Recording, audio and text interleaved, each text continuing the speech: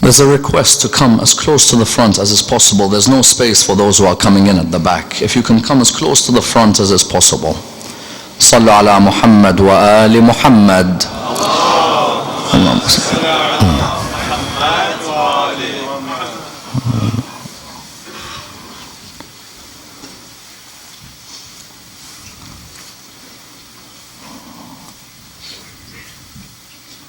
رحم الله من قرأ سورة الفاتحة. بسم الله الرحمن الرحيم مالك يوم الدين صراط الذين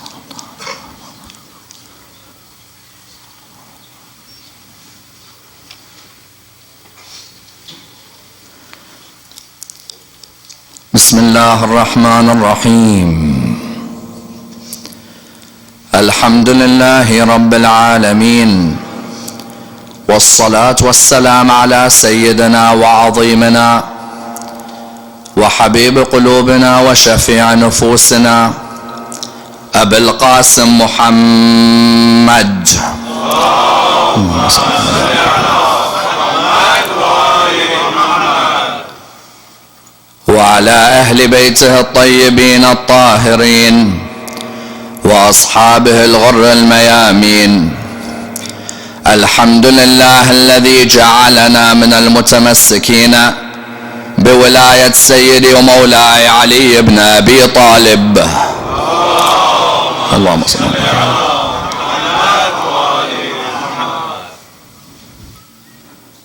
الحمد لله الذي هدانا لهذا وما كنا لنهتدي لولا أن هدانا الله. أما بعد، يقول الله في كتابه الكريم: بسم الله الرحمن الرحيم. لقد نصركم الله في مواطن كثيرة ويوم حنين إذ أعجبتكم كثرتكم فلم تغن عنكم شيئا وضاقت عليكم الأرض بما رحبت ثم وليتم مدبرين. The first of our salawat in honor of Rasulullah Muhammad sallallahu alayhi wa alihi wa sallam.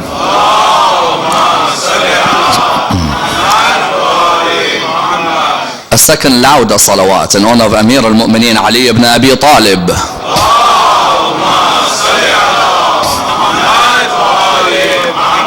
The third with your loudest voices in honor of the Imam of our time, Imam Sahib al-Asr wa zaman.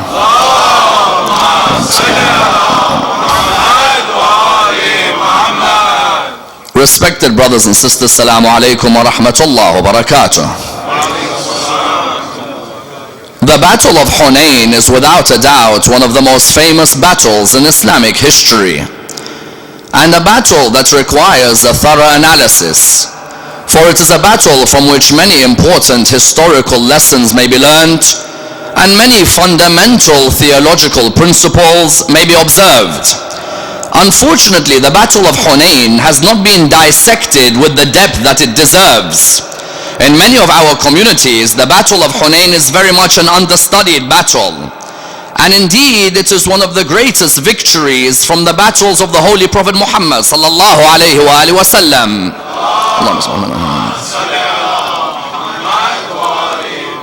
As we know, the first battle that the Holy Prophet led was the Battle of Badr. And the final battle that the Holy Prophet led was the Battle of Hunayn. Ironically, these two battles are the only two battles which are mentioned by name in the Holy Quran. As in battles such as Uhud or Khandaq or Khaybar are not mentioned by name in the Quran. Yes, there may be a reference to Khandaq with, for example, the Ahzab. Or for example, there may be a reference to Uhud in the idea of what happened on the day of Uhud. But the word Uhud is not in the Quran, and the word Khandaq is not in the Quran, and the word Khaybar is not in the Quran. Whereas the battles of Badr and the battles of Hunayn are the only two battles of the Holy Prophet mentioned in the Quran. The Battle of Badr, as you all know, is mentioned in Surah 3 verse 123. When Allah subhanahu wa ta'ala states, وَلَقَدْ نَصَرَكُمُ اللَّهُ بِبَدْرٍ وَأَنْتُمْ أَذِلَّةٌ. Allah subhanahu wa ta'ala gave you victory at Badr when you were a small number. As you know, there was only 313 of them against 950 of the opposition. Yet with Ali ibn Abi Talib in the middle, they absolutely annihilated the opposition. The other battle to be mentioned in the Quran is Hunayn, in the verse that I've just quoted, where Allah subhanahu wa ta'ala states, لَقَدْ نَصَرَكُمُ اللَّهُ فِي مَوَاطِنَ كَثِيرَةٍ وَيَوْمَ حُنَيْنٍ. Allah gave you victory in many places and on the day of Hunayn. إِذْ أَعْجَبَتْكُمْ كَثْرَتُكُمْ فَلَمْ تُغْنِ عَنْكُمْ شَيْئًا. Your numbers made you proud on that day, but your numbers never helped you on that day. وَضَاقَتْ عَلَيْكُمُ الْأَرْضُ بِمَا رَحُبَتْ ثُمَّ وَلَّيْتُمْ مُدْبِرِينَ. The earth, which is normally so spacious for you, seemed so small, and a number of you ran away on that day. When you look at the way Allah subhanahu wa ta'ala speaks about Hunayn, it comes as a surprise that we mention Khaybar and Khandaq more than Hunayn. As in, if you go to many a poetry event, or you go to many an event of celebration, you'll hear about Rasulullah's great victory at Khandaq. You'll hear about his victory at Khaybar. But hardly ever do you hear anyone mentioning Hunayn. And that's a tragedy, because when Allah subhanahu wa ta'ala devotes a verse to Hunayn, and not just a verse, Allah subhanahu wa ta'ala tells us in Hunayn that I gave the Prophet Muhammad many a victory, and on the day of Hunayn there was a pride with their numbers, and their numbers didn't help them, because when you are proud of your number, the earth becomes small for you, and many of you run away. Many people turn around and say, hold on a minute, what happened in this battle? As in, if Allah subhanahu wa ta'ala doesn't mention Khaybar and Khandaq, even though those were great battles, specifically by name, yet he mentions Hunayn, what is it that's so special about the day of Hunayn?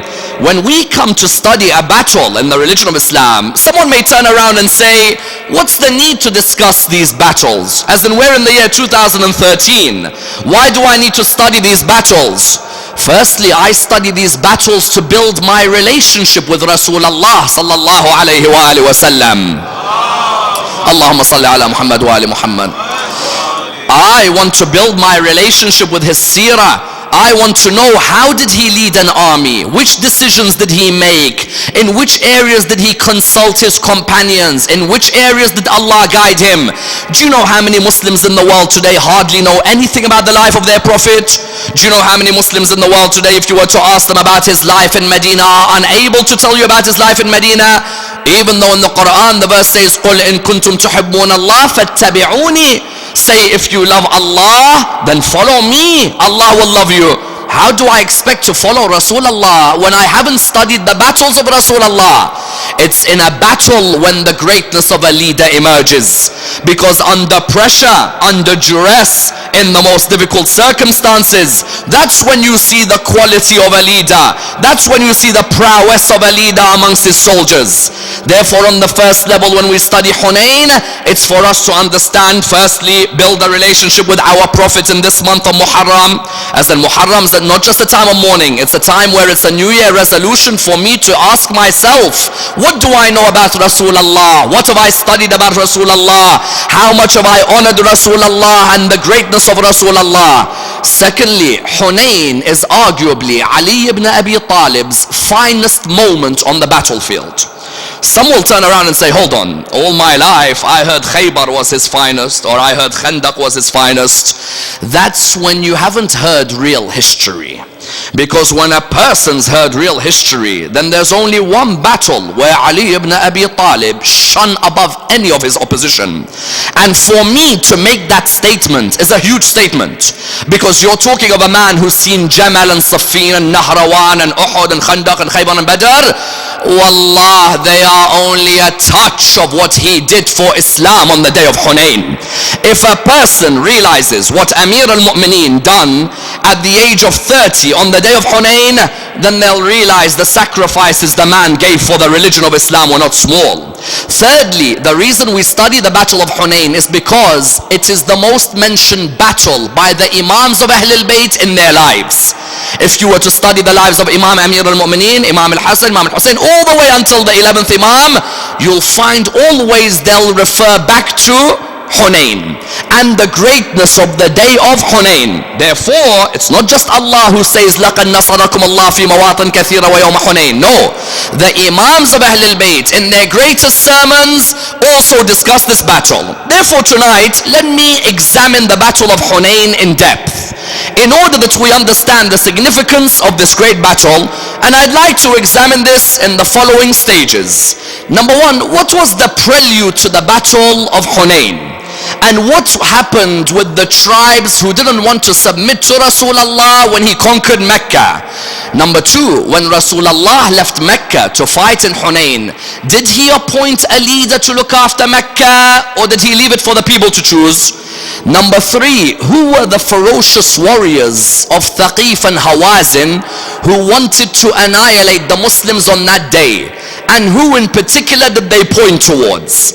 Number four, what was the skirmish that occurred after the victory at Hunayn about the booty and the spoils of war? And how was Rasulullah disrespected by those around him? Number five, how did Imam al-Hadi answer al-Mutawakkil over the issue of this particular ayah? And number six, how did Imam Zayn al-Abidin destroy Yazid through mentioning Hunayn in Sham? Let's examine this and dissect this topic in complete depth. When you look at the prelude to the battle of Hunayn, the prelude was an interesting prelude. The battle of Hunayn took place a couple of years before Rasulullah died. Rasulullah had conquered Medina, as we know already, and now he also conquered Mecca. For many years, the companions had resided in Medina, but Mecca was always difficult for them to go back to. If they were allowed to go back to Mecca, they'd go back for a few days only, maybe perform the Umrah, but they'd have to return back to Medina. Rasulullah conquered Medina with an outright victory. He took with him over 10,000 of his companions. For many years, Abu Sufyan had been at the helm in Mecca. Nobody was able to oust him from his position. The Holy Prophet removed Abu Sufyan from that position and he entered Mecca. And I tell you, when him and his companions entered Mecca, some of them had old friends of theirs or old relatives who were on the side of the Quraysh.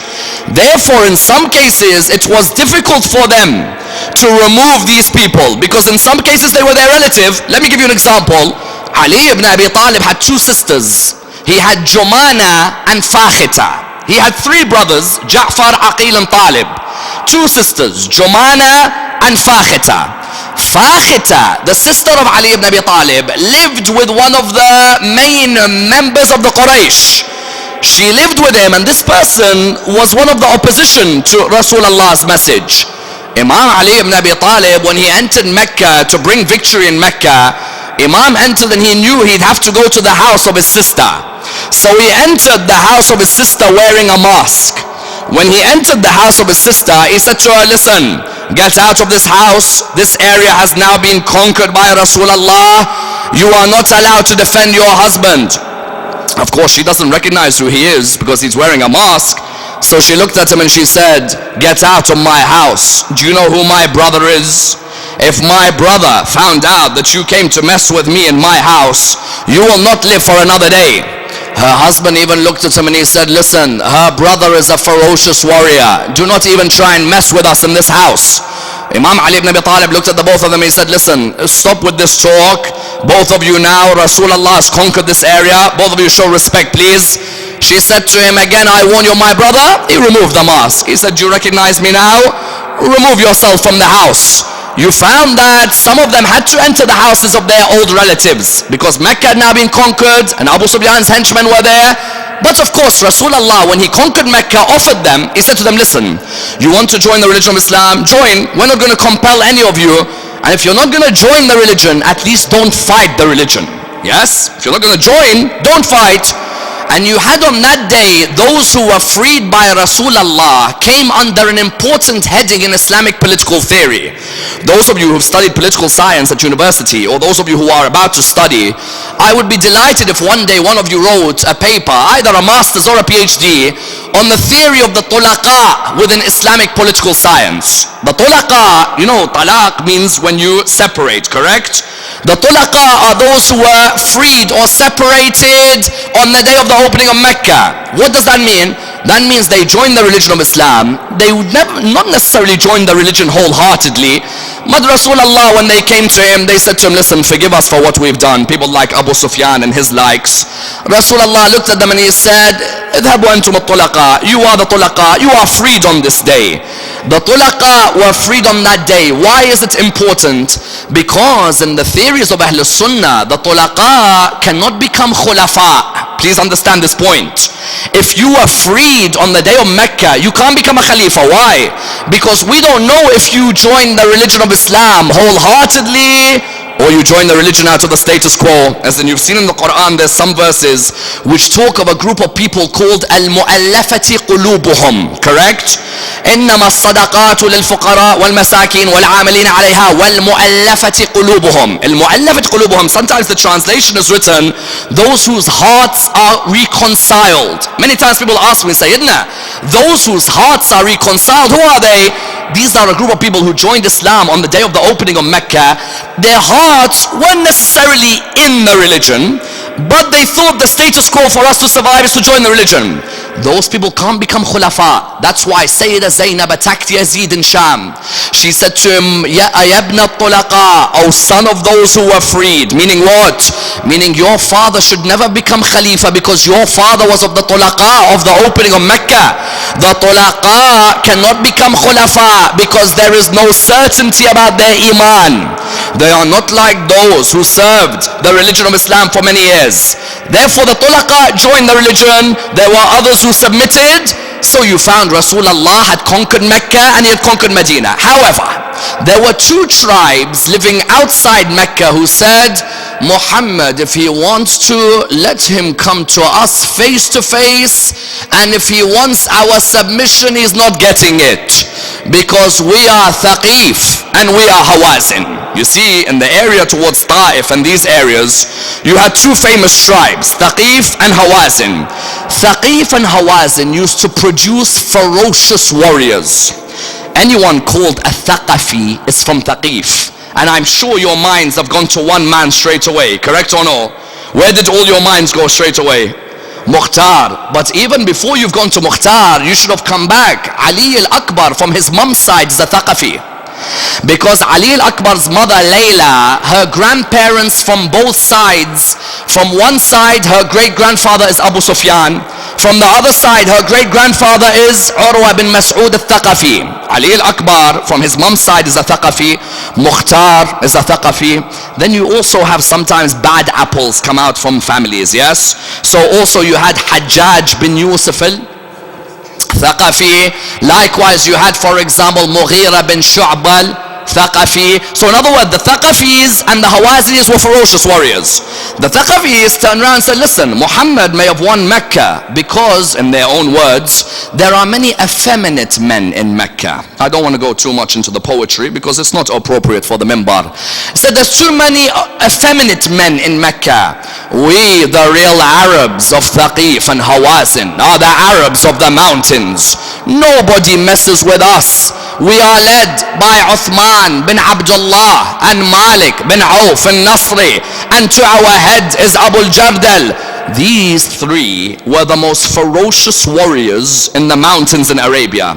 You know, sometimes you hear anecdotes of those who used to wrestle with lions for fun, and you're thinking, me in a zoo, I'm scared to even go near the lion in the cage. These three used to enjoy looking for the wild animals of the deserts just to see if they could test themselves out on them.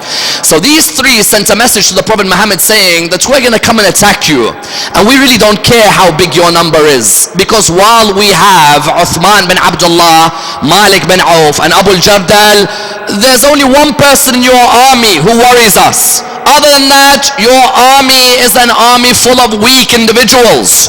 Rasulullah, when he heard these people, you see, these people didn't have to be Muslim, but they wanted to attack Islam. A person cannot be compelled to be a Muslim. If you're a Christian or you're Jewish, like the Christians of Mubahala, you can't coerce them to become Muslims. These people weren't being coerced, but they wanted to attack the religion.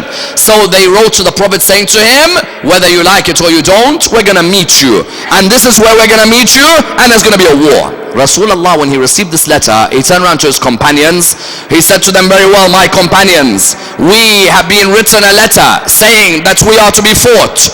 Are you all ready to join me? They said to him, Ya Rasulullah, 10,000 of us from Medina, 2,000 of us from Mecca, all of us are ready to join. Of course, the likes of Abu Sufyan, all of them even joined, because you can't look like the odd one out. You all have to go towards the jihad. Yet when Rasulullah was about to leave Mecca, a question arises in Islamic political theory. Did Rasulullah leave Mecca and put a leader, or did he leave Mecca and leave it leaderless? Why? Rasulullah, people ask the question that if he left Mecca for Hunain and left a leader, then there's no way he'll leave the ummah without a leader. Correct? Because if I'm leaving Mecca for a short time, I'm definitely going to appoint a leader, aren't I? I'm going to make sure there's someone to look after the affairs of my ummah. If Rasulullah didn't leave a leader, then I will say to you that Rasulullah is the type, he wants people to choose their leaders, correct? Rasulullah, when he's about to leave Mecca, would no way leave Mecca leaderless. Why? If he leaves Mecca leaderless, then what's going to happen? I'm going to choose my best friend, aren't I? I'm not going to choose the person who's appropriate. When you leave Mecca leaderless, you're going to choose your best friend.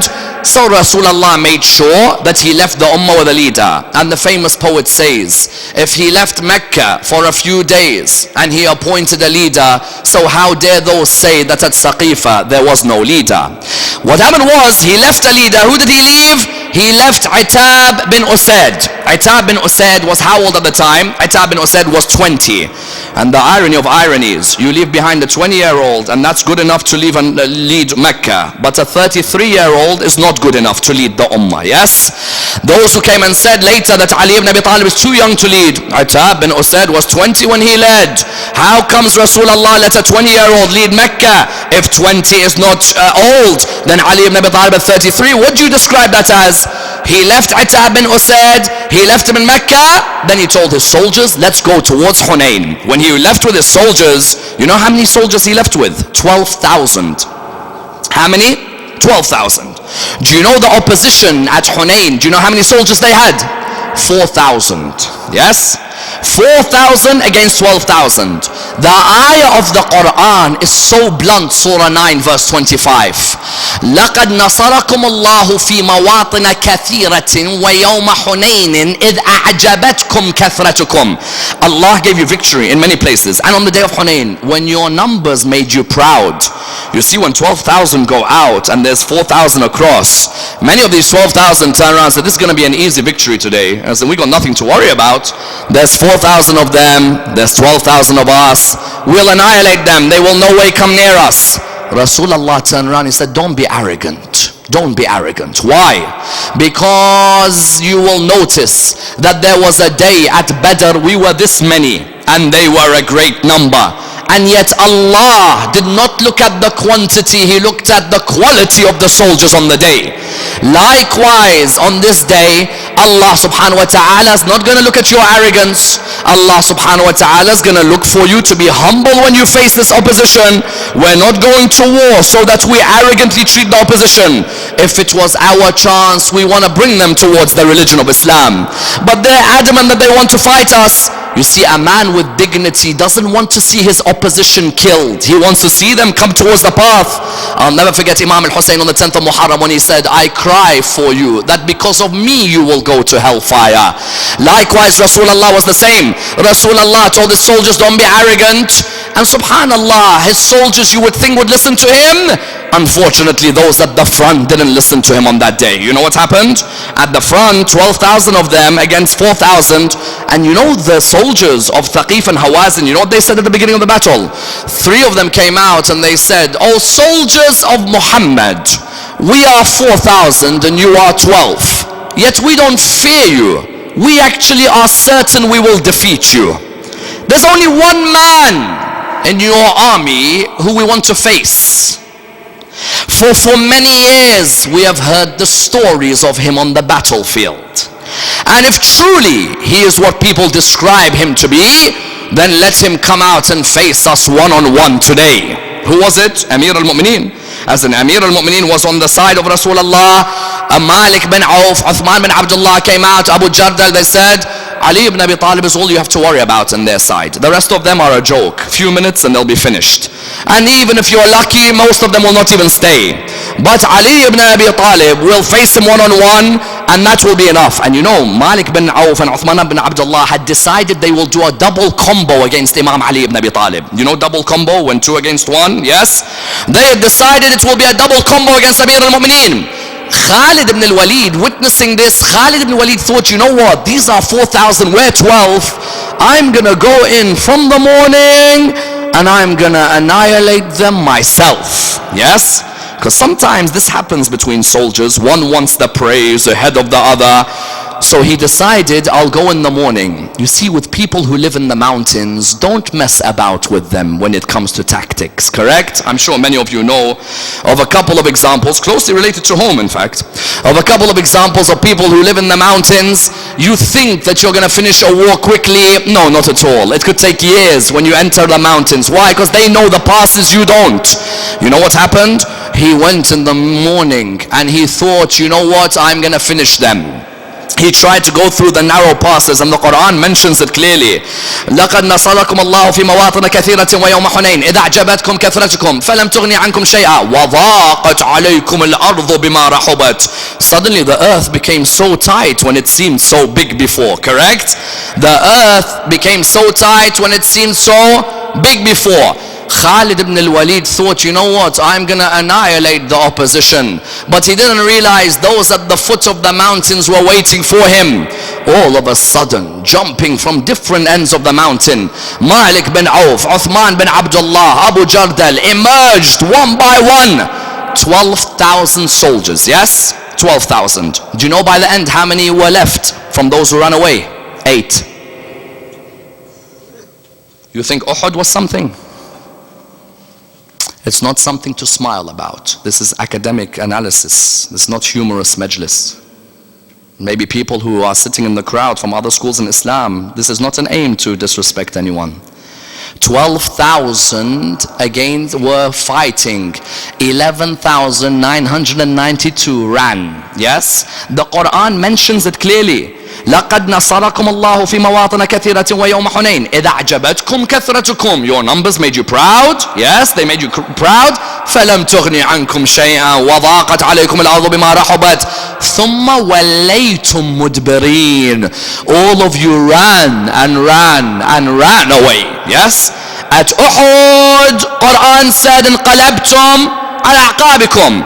At Uhud you ran away. At Hunayn it's not انقلبتم. No, at Hunayn وَلَّيْتُمْ. You ran and ran.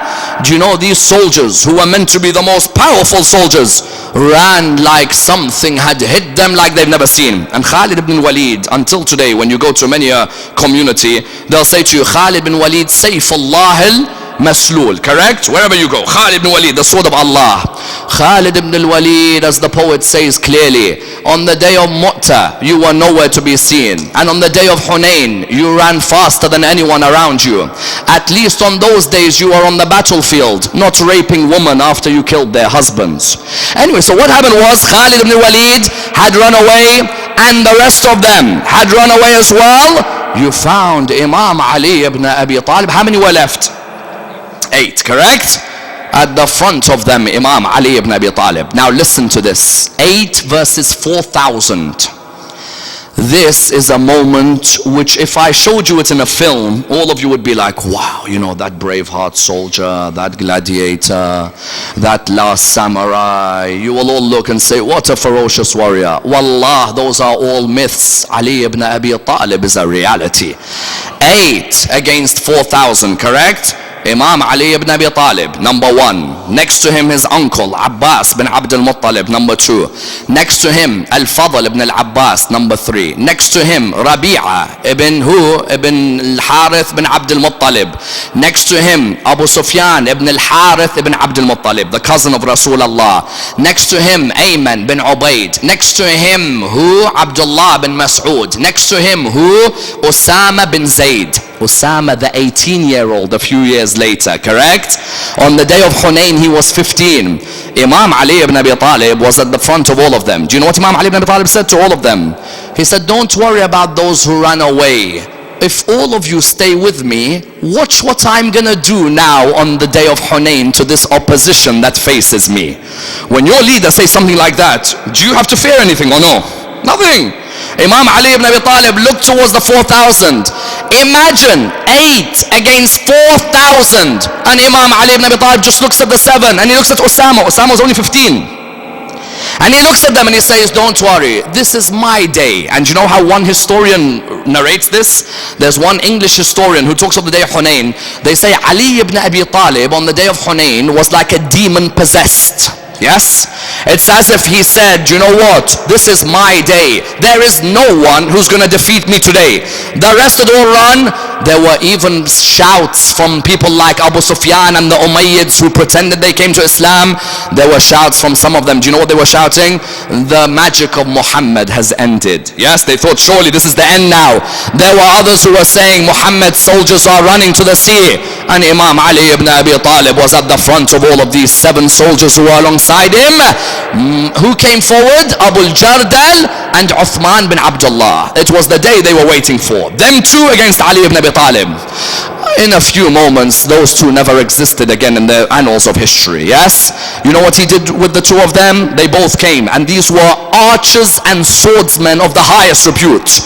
But you see with Dhul Fiqar, what Dhul Fiqar can do is it can snap one sword where he can pull both of them and finish you, correct? The books of history mention that 2 of them against 1, and they're attacking from both sides, and he's fighting, and they're attacking, and he's fighting. Then all of a sudden with one blow, both of their necks were on the ground.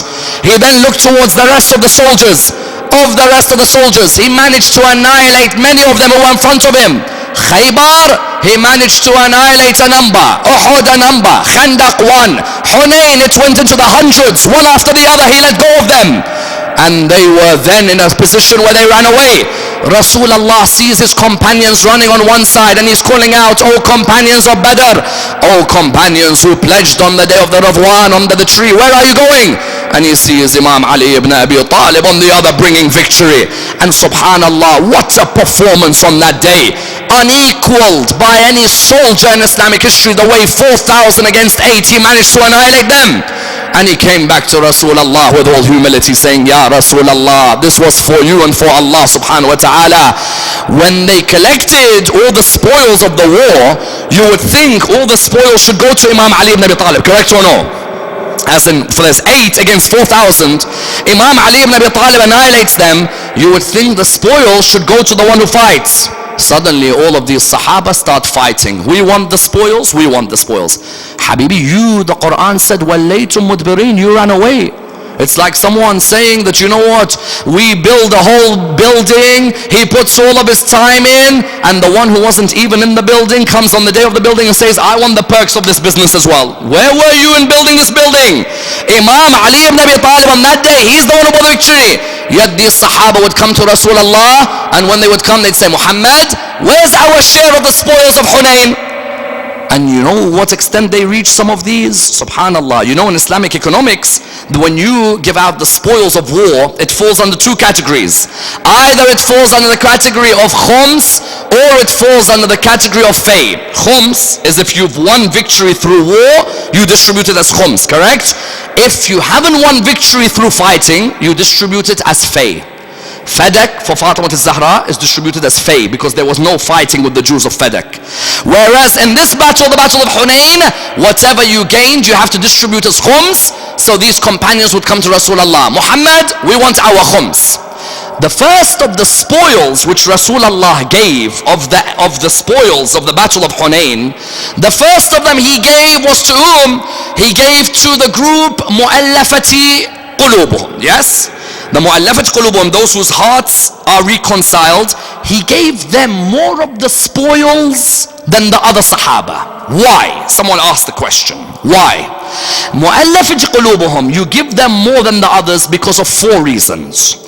Either because they came towards the aid of the religion of Islam and they've only just joined the religion, so you should give them more of the spoils than the rest.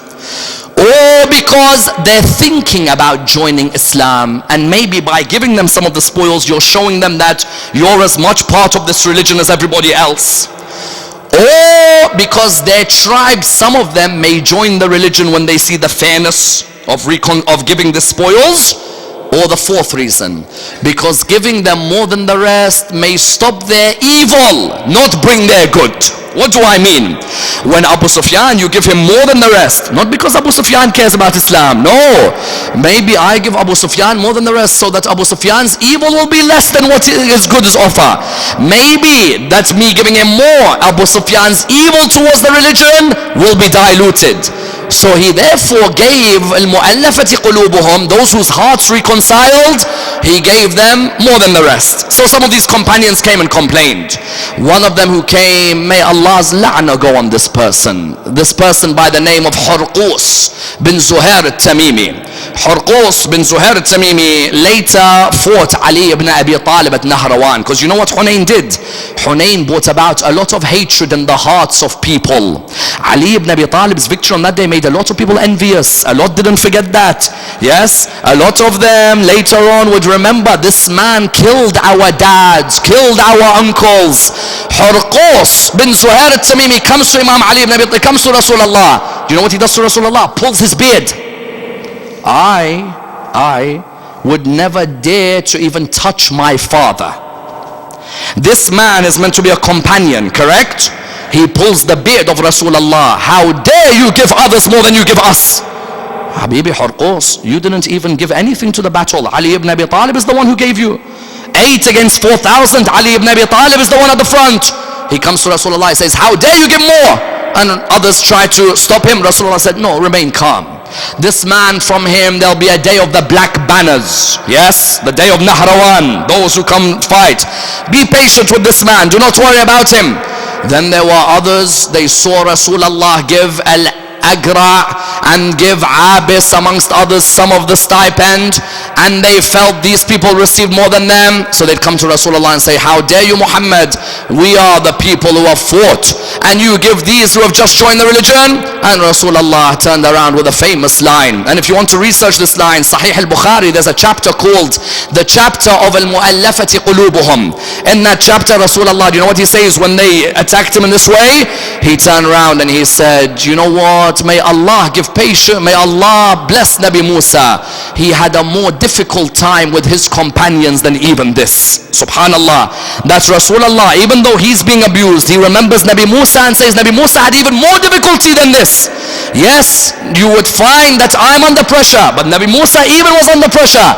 The point was what? Rasulullah is giving out the spoils. These people, instead of thanking Ali ibn Abi Talib, instead of coming and saying, Ali, you have done well for us. No. Where's the swords? Where's the shields? Where's the armor? These are the people I trust with the religion of Islam. This nonsense. These people, half of them running away from battles, the other half all caring about the spoils. Subhanallah, these are the people Rasulullah had to deal with. Yet he remained patient with them. He said to them, remain patient with me. These spoils will be shared out. And he made sure that he shared out the spoils equally to everyone who was around him. Therefore, this battle was what? This battle was a decisive victory for Imam Ali ibn Abi Talib and for Rasulullah. But Imam Ali ibn Abi Talib had a stand on that day that was meritorious, that would never be forgotten. What it did create without a doubt is a hatred in many of the Muslims who were to come after that battle. Why?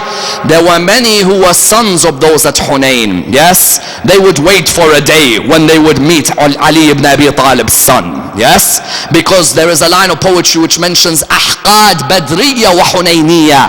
There are some who had haqid, hatred from that day, because how dare he kill our dads? We'll one day take it out on his son. And that they did on the 10th of Muharram.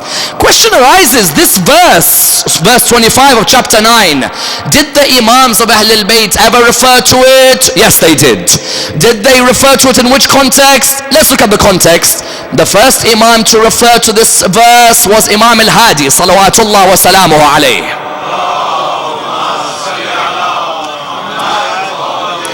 Imam al-Hadi alayhi salam, one day Mutawakkil fell ill.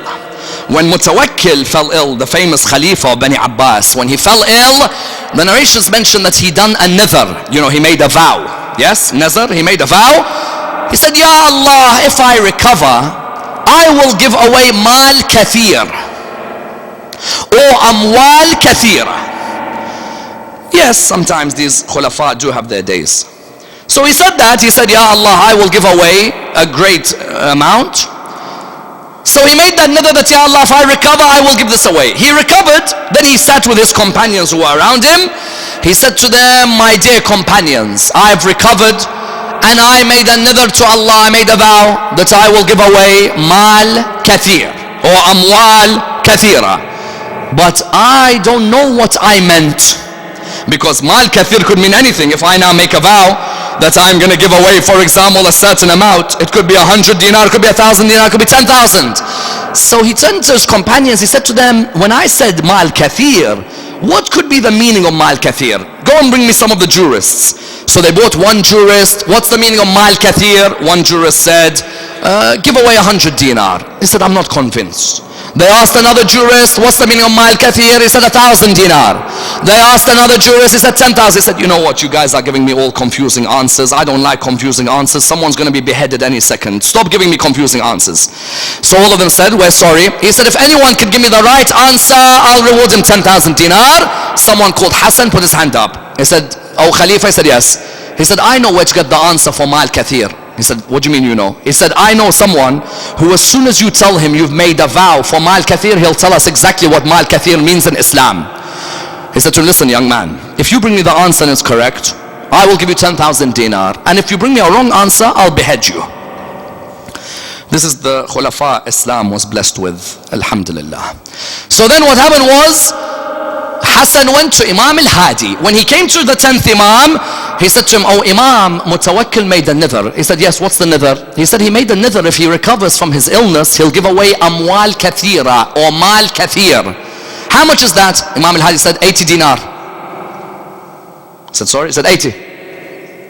He said, Imam, all I did was ask you straight away. You said 80. He said, yes, 80. He said, how did you determine that? He said, Surah 9, verse 25.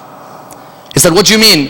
He said, Allah in Surah 9 verse 25 said, لَقَدْ نَصَرَكُمُ اللَّهُ فِي مَوَاطِنَ كَثِيرَةٍ وَيَوْمَ حُنَيْنٍ. Allah gave you victories فِي مَوَاطِنْ كَثِيرَةٍ وَيَوْمَ حُنَيْنٍ. So he said, well, how did you reach 80? He said, Allah told the Prophet, I gave you victories in a number of great places and on the day of Hunayn. He said, okay, how did you reach 80? He said, because Allah gave Rasulullah 80 victories in war. Either victories under his command or victories on Saraya which his companions were sent on. The total number is 80, therefore Mutawakkil has to pay 80 dinar. This person went back to Mutawakkil, he said to him 80. He said, how did you know 80? He said, the ayah in the Quran, وَلَقَدْ نَصَرَكُمُ اللَّهُ فِي مَوَاطِنَ كَثِيرَةٍ. He said, yes, I use the word kathira as well. He said to him, so how much is it? He said 80. He said, how do you know? He said, the great grandson of Rasulullah told me. He said, what did he tell you? He said, Rasulullah, Allah said to him, I given you kathira victories, great number. In Arabic, kathir means a great number.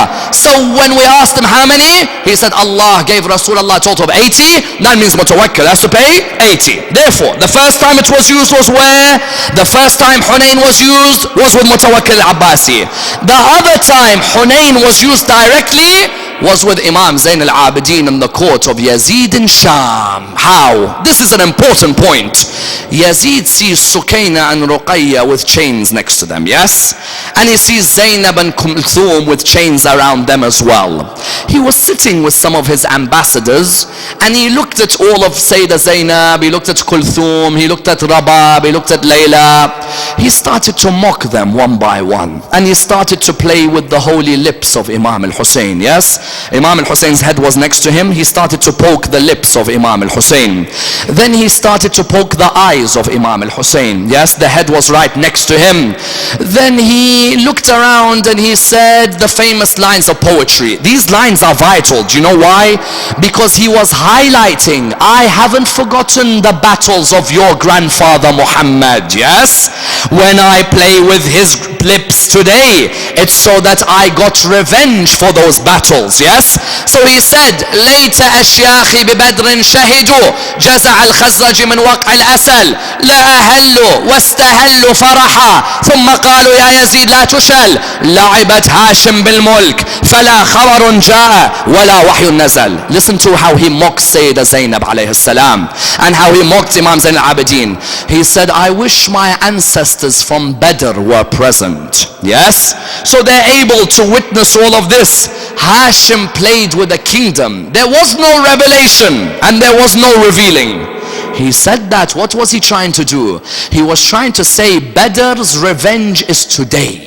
Yes, that my ancestors at Badr, you know his great-grandfather Utbah, the father of Hind, his grandmother, was killed by Ali ibn Abi Talib at Badr. Yes, so what he was saying was later ashyakhi bi Badrin, I wish my ancestors at Badr were in Sham today, so that they see what I've done to Ali ibn Abi Talib's son. I have not forgotten Badr. You know how Imam Zain al-Abidin replied to him? Imam Zain al-Abidin replied with a reply to tell him, you know what, I haven't forgotten Badr as well, but also I haven't forgotten Hunayn as well. How? Imam Zain al-Abidin looked in front of Yazid. He was all chained up. He looked at him and he said, oh Yazid, Allah has given us 6 and favored us in 7. Allah has given us generosity and patience and eloquence and bravery and knowledge and the believer's love for us. And Allah has given us excellence in that from us is the Holy Prophet, from us is Fatima al-Zahra, from us is Hamza, from us is Ja'far al-Tayyar, from us is Hassan, from us is Hussein, and from us is the awaited Savior. Yes? Then Imam Zain al-Abidin said to him, those of you who know me, he's looking at the whole court, those of you who know me, those of you who don't, let me tell you who I am. I am the son of Mecca and Mina. I am the son of Zamzam and Safa. I am the son of the man who held the black robe and circumambulated the Kaaba. I am the son of the man who was taken by Buraq through the air. I am the son of the man who led the angels in prayer. I am the son of the man who was taken to Sidrat al-Muntaha. I am the son of Muhammad al-Mustafa. I am the son of Ali al-Murtada, the man who fought the disbelievers until they said La ilaha illallah.